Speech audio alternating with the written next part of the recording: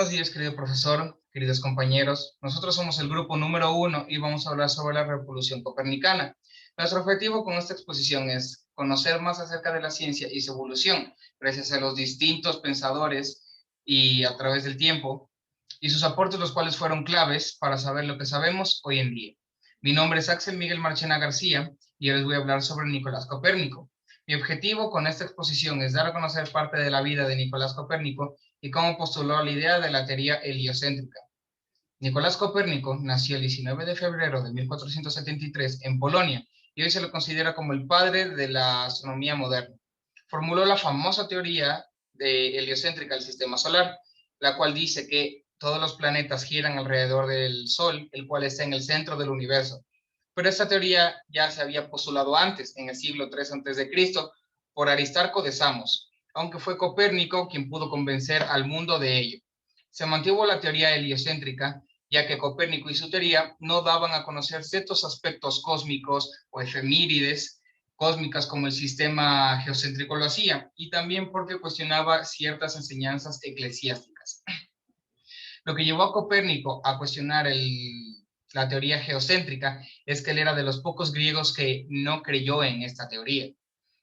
Se dice que tal la vida de Copérnico, que está llena de anécdotas, tales como Copérnico se quedó huérfano a los 10 años, por lo cual un tío materno, el cual era obispo y catedrático, se encargó de su educación y su cuidado. Estudió en varias universidades, profundizando en matemáticas, astronomía, medicina, filosofía, griego, literatura y derecho. Prácticamente vivió toda su vida entre Italia y Polonia, donde ejerció como médico y administrativo, además de, lógicamente, desarrollar su carrera como astrónomo. Copérnico fue muy cuestionado y hostigado por la Iglesia Católica, ya que sus postulados iban en contra de ciertas tesis eclesiásticas de la época, al retirar el privilegio a la Tierra de ser el centro del cosmos y eliminar posibilidad cualquiera de ser el centro del mismo. Gracias a que era un hombre sin deseos de polémica, profundamente cristiano, no siguió la misma suerte que otros grandes pensadores, como por ejemplo Galileo Galilei. Las críticas fueron su único castigo. La teoría del astrónomo sobre el heliocentrismo fue publicada como una obra póstuma bajo el título de Revolutionibus Orbium Celestium, sobre las revoluciones de los orbes celestes, en 1543. Esta obra le llevó 25 años de arduo trabajo para Copérnico y hoy es considerada el fundamento de la revolución copernicana. Yo soy Samantha Arias Céspedes y voy a hablar acerca de lo que es la revolución copernicana. El objetivo de conocer el origen de la revolución copernicana nos ayuda a comprender más sobre la historia y las antiguas enseñanzas acerca de las diferentes áreas de la ciencia. Ese trabajo nos ayudará a notar la evolución del pensamiento y de lo que antes se conocía como la verdad absoluta. La revolución copernicana fue una revolución en el campo de las ideas, una transformación del concepto del universo que tenía el hombre hasta aquel momento y de su propia relación con él mismo. Durante la Edad Media, la Tierra permaneció inmóvil, ocupando el centro del universo sujeto a un movimiento circular uniforme, un cosmos finito, limitado y constante, donde la Tierra era el único mundo. Esta revolución se denomina el cambio científico y conceptual que supuso la hipótesis por Nicolás Copérnico, en 1543, que consistió en cambiar la Tierra por el Sol como el centro del universo. Cosmológicamente significó: 1. La Tierra se mueve y gira junto a los demás planetas alrededor del Sol y ocupa el segundo plano. Número 2. El Sol rige el cosmos, ocupando la posición central. Copérnico propone que la Tierra es solo el centro de la órbita de la Luna.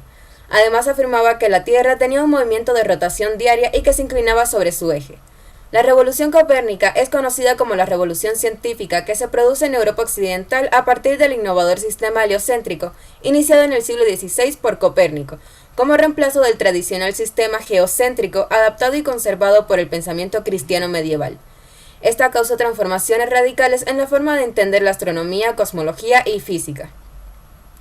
Aunque los cambios que se dieron en la astronomía fueron bautizados como la revolución copernicana, el proceso no fue únicamente por parte de Nicolás, pues también contiene aportes de otros pensadores, así como el trabajo colectivo de otros investigadores como Galileo Galilei, que fue un importante observador astronómico, el cual mejoró además la fabricación de los telescopios y es célebre por su apoyo determinante a la formulación copernicana del sistema solar.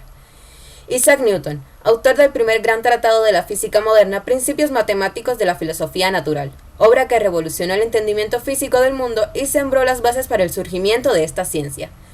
Tycho Brahe. Su obra permitió consolidar el estudio astronómico de manera sistemática y no mediante observaciones ocasionales.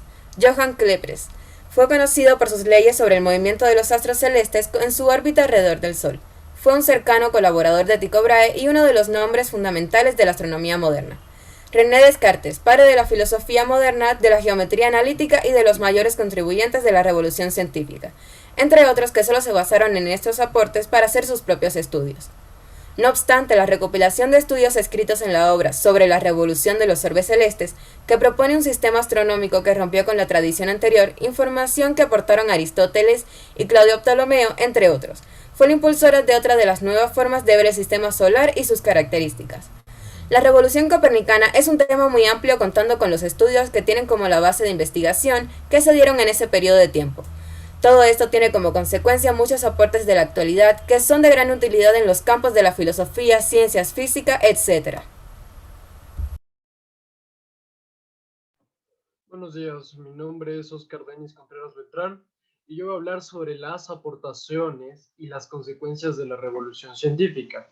Bueno, uno de los objetivos que yo me he planteado es el reconocer y comprender las consecuencias y aportes de la revolución copernicana o también llamada revolución científica, adaptada a los conceptos básicos de esta revolución. Bueno, las consecuencias de la revolución científica.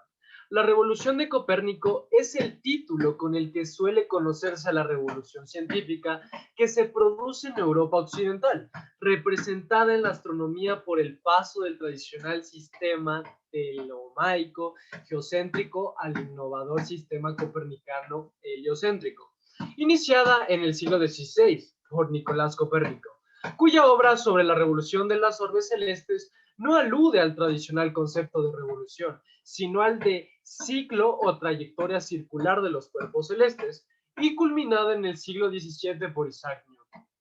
La revolución científica significa un corte importante con la tradición medieval, que ante todo demostró la capacidad humana de aplicar el intelecto a la comprensión del mundo. Permitió el nacimiento del racionalismo y del pensamiento moderno, que desplazó la fe medieval como principio regente de la vida y sociedad humanas. Pero quizá la mayor consecuencia que tuvo haya sido el nacimiento formal de las ciencias, enmarcadas en el método científico y en el empirismo racionalista. Esto implica una radical transformación del mundo de las ideas, permitiendo la reaparición de saberes que hasta hace un siglo formaban parte de la alquimia islámica y de los saberes heréticos. Ahora voy a hablarles sobre los aportes de la revolución copernicana o revolución científica.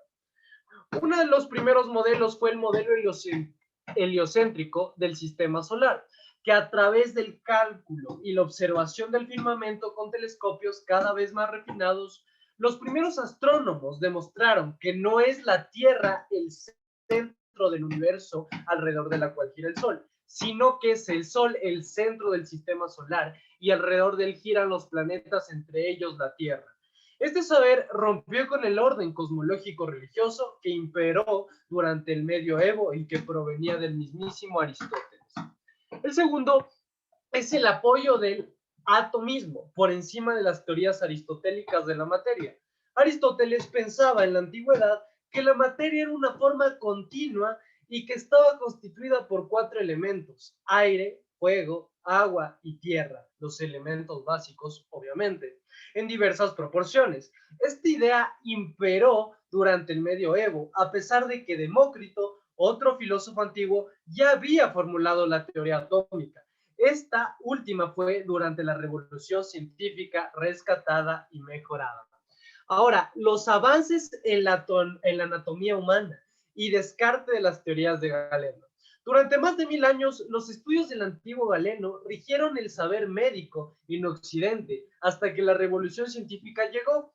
Nuevos experimentos, disecciones y estudios aplicando el método científico y con nuevos instrumentos de medición permitieron la mejor comprensión del cuerpo humano y sentaron las bases para la medicina moderna. Otro más sería la separación de la química de la alquimia. La química nace formalmente durante este periodo gracias a los primeros estudios de la materia como Tycho Brahe, Paracelso y Robert Boyle, entre otros. El desarrollo de la óptica. La óptica fue un enorme avance de la revolución científica, que se tradujo no solo en mejores conocimientos del comportamiento de la luz, sino en mejores insumos para la investigación científica, como telescopios y microscopios que permitieron la observación de los astros lejanos y de las partículas microscópicas. Por último, tenemos los primeros experimentos con electricidad. William Gilbert fue uno de los primeros en dedicarse a la experimentación y registro de los principales eléctricos, inventando incluso la palabra latina electricus, derivada de electrón. Así descubrió las propiedades eléctricas de muchos materiales distintos, como el azufre, la cera o el vidrio, que realizó enormes avances en materia de electricidad y magnetismo que fundaron campos enteros de estudio de la